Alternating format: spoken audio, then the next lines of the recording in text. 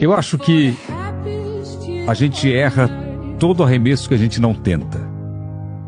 Quando você não pensa em desistir, o sucesso é inevitável. Então, você pode ter momentos de dificuldade que você acha que você não vai suportar, ou que você não vai chegar, mas o importante é não parar. Quando você para, você não vai a lugar nenhum.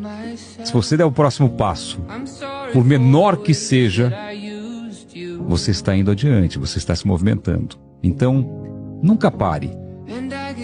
Tenha fé em Deus e Deus vai te honrar, não no seu tempo, mas no tempo dele.